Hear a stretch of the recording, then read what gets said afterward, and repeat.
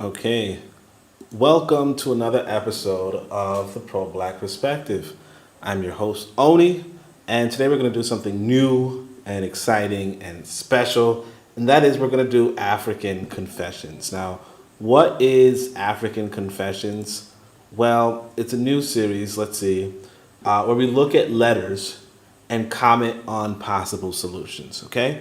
So, someone writes a letter, and I read it online. Okay, I read it, then I comment on it, and the letters, you know, let's just say that this is something that people do. There was this subreddit where people write about their problems, and other people on YouTube read them, and it's good entertainment. So grab a drink, um, do something, and try to enjoy yourself. This is a new series, so we're gonna go over the letter. First, I'm gonna read it, and then I'll tell you guys more. So here's what this person writes. Now he calls himself Mr. Husband thinking of giving up Yoruba. Okay, or let's just call him that, right? So he says, for the last 3 months, I've been practicing the Yoruba faith, and I've been meeting with my Babalawo in order to guide me through the tradition that my ancestors practiced. I'm 80% Nigerian, according to AfricanAncestry.com. The problem is my wife is not on board. Full disclosure, we first met in church, and she and I have been married for 6 years. We have two beautiful girls, and we've both been Christians for our whole life and come from good Christian families. She is also highly Nigerian too. Okay. All right. Still, to say my wife is hostile to my new faith is an understatement. She calls it ooga booga to our girls and disturbed my prayers as blaspheme and something I shouldn't do, not even in the privacy of our home. All right. Well, okay. This guy. Okay. So things got worse at Christmas. We traveled to my mother's house to enjoy another year together. And at the dinner, she told my parents that I denied Jesus Christ. Jeez. And as I explained how I'm embracing the African spirituality of our ancestors, I heard my parents say, "We never raised you as an African." Okay. Needless to say, the festivities weren't so festive. And worse, my parents, who are usually very financially supportive, have stopped talking with me or helping with my mortgage. My wife doesn't see that in her actions, all four of us and our two kids, suffer. African spirituality is so beneficial to African people. We couldn't have won the Haitian Revolution without it. But I also feel like giving up. My parents aren't talking with me. My wife is taking our girls to church more, and even our girls disregard me. Some people tell me to divorce her. Okay, right? Okay. But I'm not sure that that is the right solution right now. What should I do? Should I give up on Yoruba? Signed, Mr. Husband thinking of giving up on Yoruba. So, yeah. So there's a lot to say about that. And I think what I'm going to do is I'm going to revisit a lot of things that he says. But before we do that, let me remind you guys that I'm part of a podcasting network called KWAZ Radio. Hello there, dear listener. We hope you're enjoying this lovely discussion. If you're not already aware, this show is part of a podcast network called KWAZ Radio, a Pan-African Nationalist and Garveyite network committed to showcasing the rich and varied thoughts of African people. We have an exciting lineup of shows that we think you'll enjoy, including the Bitter Medicine Podcast. I think black people require too much buy-in. Like, we constantly have to sell black people on things that are beneficial to black people. The Pro-Black Perspective Podcast. I'm fearful that our people are not really studying how to get ahead, and we're kind of, continually staying behind. The Harsh Reality Podcast.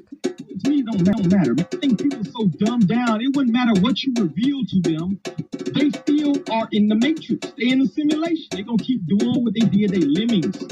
So to me, it don't matter, man. The Learning Curve Podcast. Sexual access has never given you economic empowerment. The only person who has ever been economically empowered by a sexual relationship is the wasp and his woman. The Cathedral Cheek Show. When we start rising up to fight for our own, I guarantee you they'll stop doing what they're doing. I guarantee you they would have let their brother go. They was waiting to see what black folks was gonna do. Brother Bakari Podcast. Black people love to claim folks that hate them, right? They're slave masters, and they are ashamed of who they really are. The Forecast Radio. Like, if you pray to the same deity as, like, your enemy, and that God blesses your enemy more than you may want to reconsider who you praying to, you know.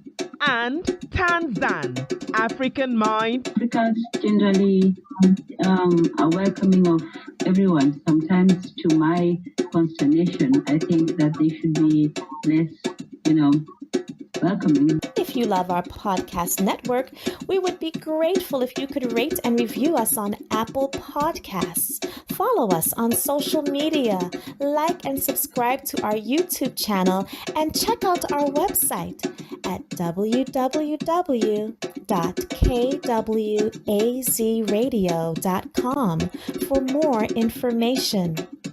Thank you for tuning in. And now, back to the program. Okay, so about this letter, like, this guy's in a predicament, but what I want to do is something a little unusual, and that is I want to comment on a lot of the issues that I see and kind of relate it back to this new perspective I'm coming at, life with, right? So let's go to the first sentence. He says, for the last 3 months, I've been practicing the Yoruba faith, and I'm meeting with my Babalawo in order to guide me through this tradition that my ancestors practiced. I'm 80% Nigerian, according to AfricanAncestry.com. So I think going to AfricanAncestry.com, getting your ancestry and finding out what percentile of whatever people you are is a really good plan. I think that's very good. However, I don't know. Like, I'm of the opinion, right? And this is a little bit controversial, but I'm of the opinion that you don't need to practice what your ancestors practiced. Okay? I know that that's not really a welcome opinion, but I'm saying this because, we have to realize that our ancestors were conquered while they were practicing their indigenous systems. Okay? Our ancestors, like the Yoruba, were conquered. Without a doubt. The reason why you're 80% Yoruba is because the Yoruba were conquered. Like, that's why you're not 100% Yoruba. That's why you're not in Nigeria. That's why you have to look through a website, in order to figure out that you're Yoruba. Because the Yoruba, who were practicing the Yoruba faith, were conquered. And there's no way around that. So for me, it's like, because again, remember, when I write my book, I've come to the conclusion that you have to really center this idea of security. Originally I was going to call the book Securitism, but you really have to center this idea of security, and you have to say to yourself, well, what will make me secure?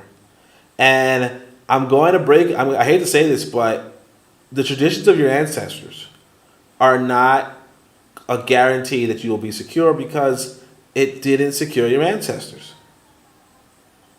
Like, essentially, you were taught what would not work with 100% efficiency. Now, granted, being a cohesive people, or even, if you look at the Yoruba, you say, look, the Yoruba really defended themselves much better than, smaller groups, right? But that doesn't mean you got to turn to it You know, now does that mean you turn to Christianity? Absolutely not, right? Christianity is no security either. You know, because you know your ancestors after the your ancestors, you know, your more direct ancestors, your more recent ancestors practice Christianity, and they weren't that secure. So obviously Christianity is not the answer, but so for that reason, what I'm saying, you know, if you look at this whole article holistically, it's like your wife doesn't want to do this, okay, you know, like why are you doing this, right? And I get your reasoning, you know, oh my ancestors did it, got you, but I can't necessarily say, oh yeah, you're correct and she's wrong just off of that. Now, what I can say is, you say the problem is my wife is not on board. Now, here's another issue. It's like, you are the husband, right? You don't sound like the husband, though. You know? Now, obviously, it's not so easy, you know, when you're in a relationship to tell somebody, hey, look, you know, we're believing in this now, right? But that's kind of the position you have to take in life, you know, as the man, right? As the leader, you know, and that's you know, a lot of people, especially Westernized people, they're not of the opinion that, you know, the man is the leader, or the man should be a leader, or that there should be a leader. But you're talking about a family and a cohesive unit, and you're talking about imparting into children good skills and good talents and good ideas and good beliefs. And the reality is that while neither of you are really doing that, as far as I'm concerned, right? You as the man should be leading in terms of giving the good ideas. And I'll say this too. If you are listening to me, right, you have an advantage over your wife. I'll put it that way. You know? Just like a woman who is listening to me will have an advantage over her husband, but she should probably tell her husband to listen to me. Either way, you know, this whole my wife is not on board kind of thing. I forgot you guys can't see the screen, but this whole my wife is not on board. Yeah, you're setting yourself up for failure right there. You know, like your wife is acting more like your husband. I'll put it that way. So full disclosure, we first met in the church, and of course that's one of your problems. She and I have been married for 6 years, which is good. You know, congratulations. We have 2 beautiful girls, good. And we've both been Christians for our whole life, bad. And we come from good Christian families, worse. Okay? Now, of course, you can't choose what kind of families you come from, but, you know, another thing we have to come to as a people, right? Or as individuals, is we have to say to ourselves, well, who are our parents? You know, are our parents superhumans? Are our parents omniscient? Are our parents well informed? And how well informed? And you know, you as an individual have to approach your parents at some point as you get into adulthood with some sort of skepticism, some sort of sympathy or empathy, and say to yourself, well, I understand that you believed something, but that doesn't mean that I have to believe it too. Okay? You have to approach them like, yes, I get it. You believed in ghosts. You know, you believed in the tooth fairy. Okay? That doesn't mean that I have to. Right? So she is also highly Nigerian too, which is good. You know, I like that you chose to marry another black person. Like I like that. I appreciate that. But again, and of course, I mean, there's nothing wrong with that. But you know, you have to, if you're the husband, establish yourself in your marriage as the head. Okay? You know, one of the biggest problems in any marriage, really, or any relationship, is when people do not understand their roles. And I mean, I could be guilty of that sometimes. You know, sometimes I go into relationships not, asserting my role. You know, so like with my son, for instance, like I assert my role. I'm the dad. You know, I'm the Bible, right? I'm the adult, and you're the child. You know, but then like with other children, I might just be like, hey, look, I'm the cool guy. You know, and that sometimes messes up the relationship. You know, and this is actually a common theme inside of the West, really, of like, let's say, bosses who try to be cool, but in trying to be cool, in trying to be friendly, like their employees might step all over them, right? Or might not do their job, like, oh man, I was just with this lady last night, so I can't, And it's like, look, I hired you for a job. You have those papers on my desk by tomorrow. You can't be doing this. I'm not your friend. And that's something that I do a lot. I tell people, look, I'm not your friend. Because I'm a friend. I'm a friendly guy. But like, here's the thing with this guy and his marriage. It's like, I don't know what he's doing, but it seems like, this woman is driving him. Like she decides what the religion of the family is. She decides, like, she could just disrespect him, which is just kind of like wild for me. Like, as a man, you should not be disrespected in your own home. I'll just put it that way. So he says, still, to say my wife is hostile to my new faith is an understatement. She calls it ooga booga to our girls. Like, I'm not even for Yoruba faith, but like my guy. Like, you need to assert yourself. Like, you shouldn't be writing me that this is your problem. Like you have a serious problem with your marriage, to put it lightly, right? And he says, disturbed my prayers as blaspheme and something I shouldn't do. So like I'll give you guys an example. I'm not a fan of Islam, right? But if I see a Muslim like praying, I don't disturb them. They like pray like 6 times a day. I don't walk up to them and like, oh my gosh, what are you doing? I'm like, okay, that's your thing. Gotcha.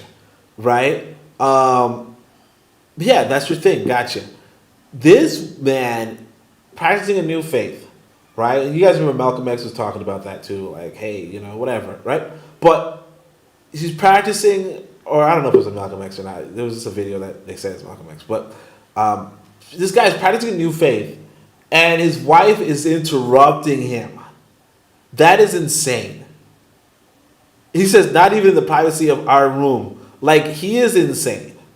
I can't even imagine. You're doing something privately, and then your wife interrupts you and says you can't do that in your own home. Like, that's insanity.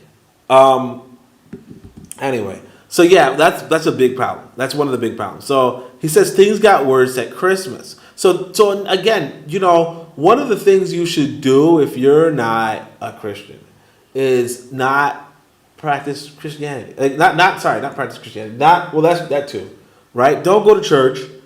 Don't do Christmas. And I get you're like, hey, look, I want to spend time with my family. Hey, I've always done this. Hey, blah blah blah blah.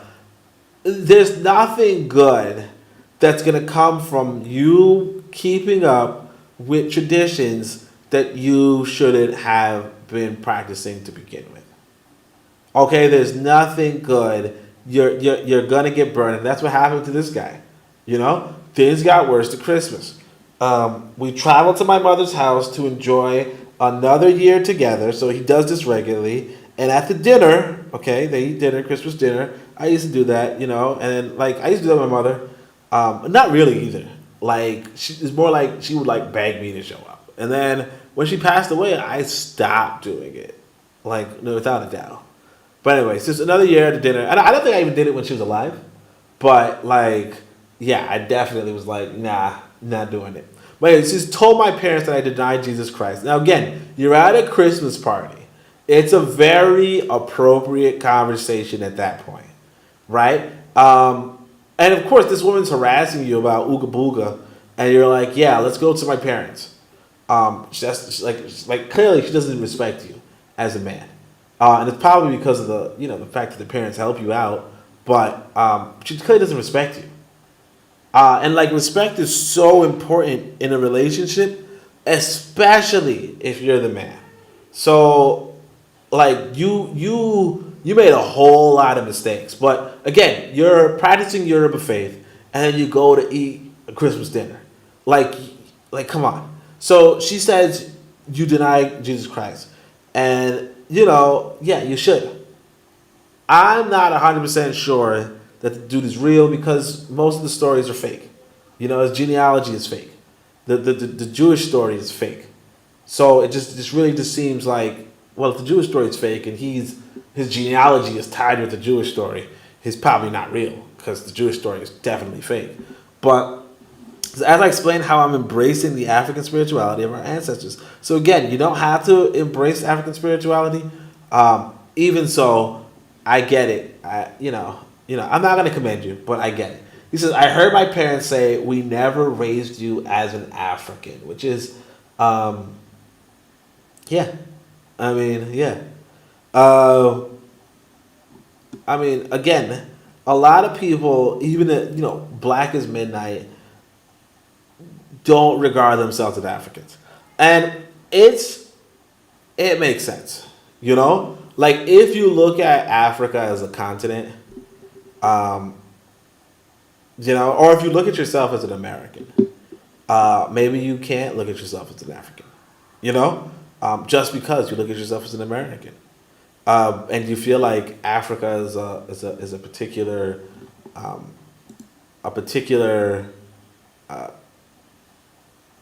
Oh, well, hey, Tyler's here. Tyler says, he says, during the week and finally caught the show. Yeah, I know. It's actually really late where I'm at. What time is it right now? It's like 8:32. So I was just like, yeah, let me just try to catch somebody.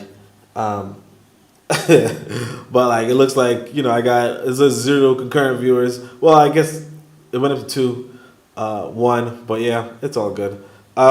Yeah. I'm just reading this letter.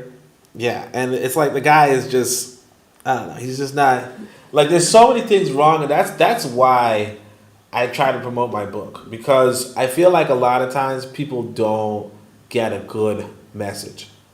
Like here you have your parents who are hostile, like this guy's parents are hostile to African spirituality, right?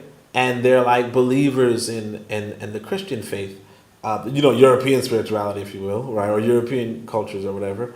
And it's like, okay, like you as an individual, when you turn to adulthood, you gotta learn how to cut ties, So he says, needless to say, the festivities weren't so festive, and worse, my parents, who are usually very financial supportive. And that's one of the problems right there, Now, some people will say, hey, look, that's not a problem. Your parents are financially supportive. That's a good thing. It would be cool. I'm not going to hold you. But, like, they say, he who feeds you controls you, right? And you got to say to yourself, well, look, if the money comes at the cost of my integrity, right? At the cost of my wife's respect for me, right? Then it's just not worth it. You should be happy in your house. You should be practicing what you believe, and you should be able to believe in things that are true. And again, I'm not saying Yoruba faith is true. What I'm saying is that you should have that freedom to, practice stuff and not just be, a Christian, if you will. And this guy doesn't have that freedom, and part of it is because, partly because he goes to people with hat in hand. When you go to people, and that's actually one of the more important things that I want to stress for us, as men, particularly, right? We have to learn to be interdependent. Okay? When we engage others, you don't want to be dependent. You don't need to be independent, but you want to be interdependent. What interdependent means is that two individuals are depending on each other, right? Two individuals are depending on each other, right? That's a good relationship. I need you, you need me, right? This guy going to his parents and they could just cut him off anytime they want, they don't need him. Okay? They're independent, he is dependent. That's a bad relationship.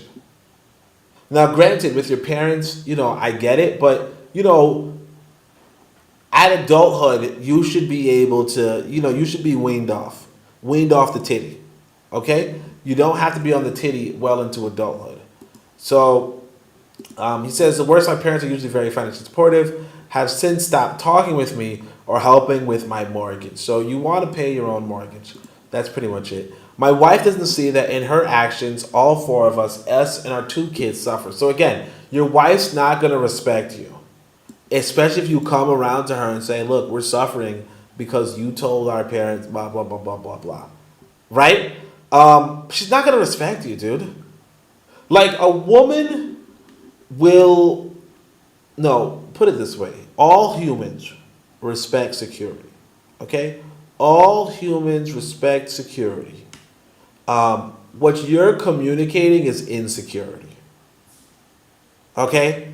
You can't feed your kids without your parents helping you. Well, okay, there are plenty of men who could feed kids without their parents helping them. And so now all of them become more attractive to your wife. Right? The less you can provide, the less attractive you will be to a woman.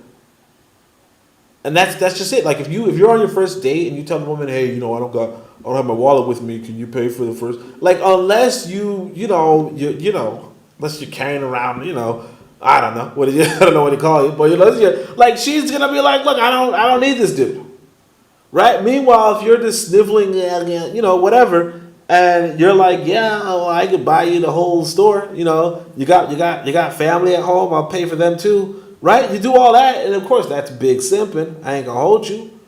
But if you do that big simping, she's like, yeah, I can depend on you.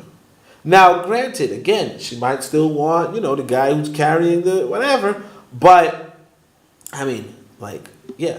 You know what I'm saying? Like, that's just common sense. Now, what you have to do as a man is just be both of the dudes.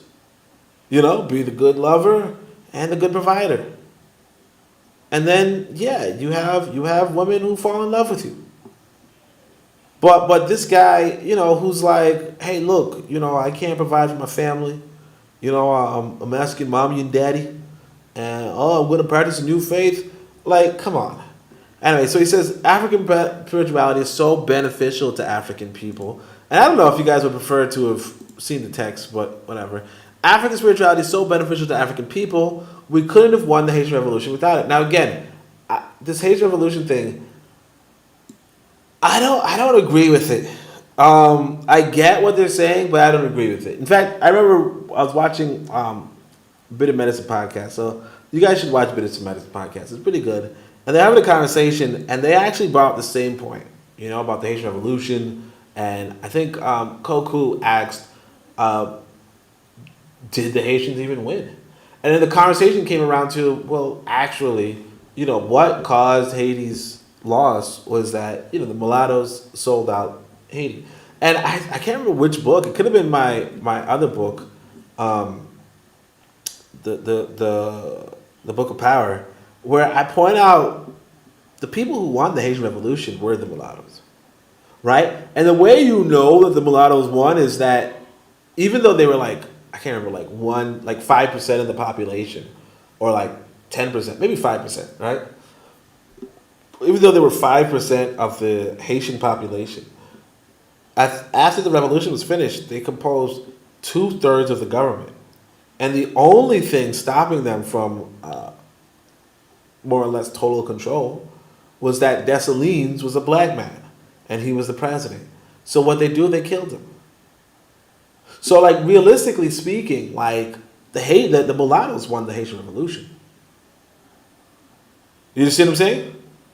Now you could say, well, now as far as did Vaudon help, to inspire the people to action. Yeah, absolutely. But I don't think you need an African spirituality to inspire you to action. I think human beings, like I said, there's this idea of security versus insecurity. I think that's the fundamental concept in humans. And I think what happened is that Christianity really challenges that fundamental premise. But like belief systems outside of Christianity don't. So like you guys might remember, I one time had a debate with this brother who's pushing Islam, right? And actually, I think he recently got married. I think I'm not sure. His wife, nice. But here's the thing. What I want to say is, he was pointing out that a lot of the Muslims were like rebels. I think it was like the Bahia Revolution or something like that. Like a lot of times, like the Christians just kind of challenge the fundamental precepts of humanity, but a lot of people don't. So I think that's more so what it was. And again, when it came to the Haitian Revolution too, you guys have to remember, Dessalines said it himself. You probably wouldn't have won without the alliance with the mulattoes. Okay, because there was another island that had a revolution or an attempt at a revolution, and it failed. And Dessalines says himself, "Oh, I think it failed."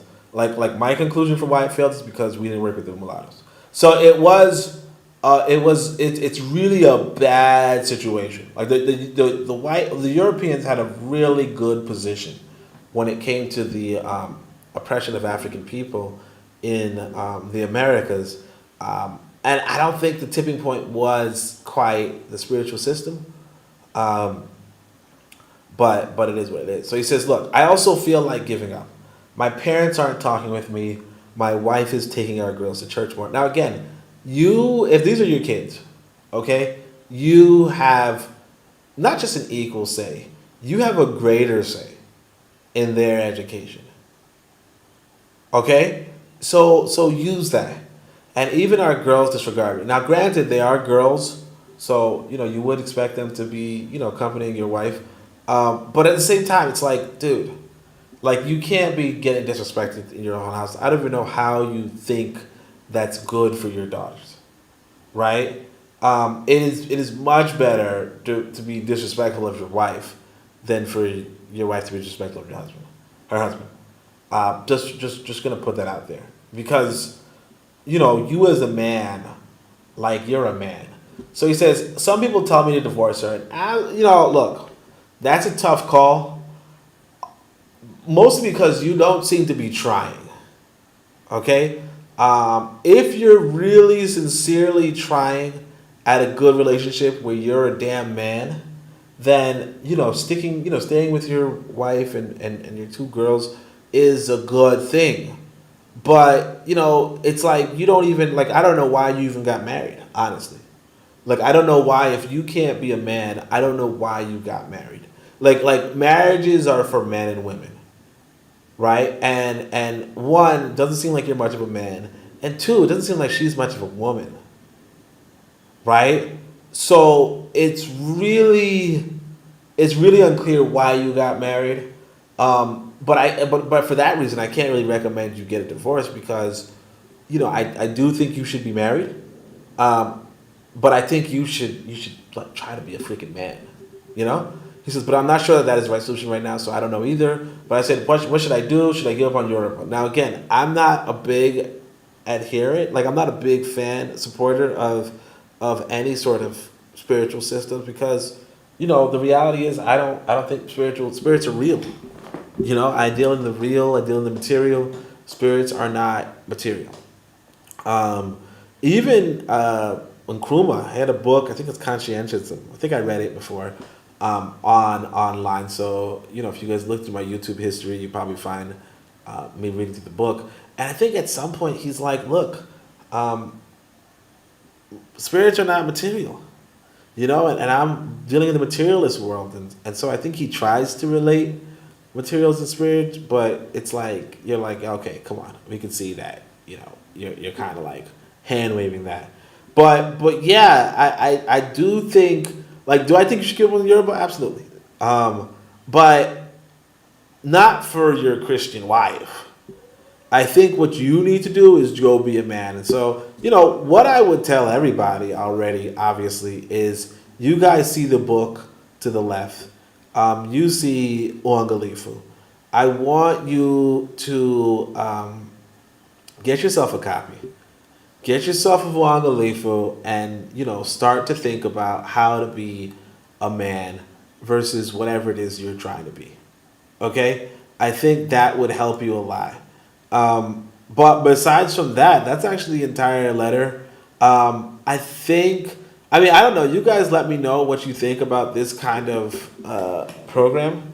If you think that this is like a good content, I can continue to just dig in the bag and pull out another one. But if not, obviously, I don't have to read these to you guys. But beyond that, I appreciate you guys coming through, giving me your time. Hopefully, I left you with some sort of nugget, something to think about. But and if not, I don't know what to tell you. But thanks, everybody. You can like, subscribe, share. Let people know. But beyond that, asante for your time, and what they say, Shem Hotep, Anku Ja Neb Neb, Amen, Ma'at, Dua, Netra.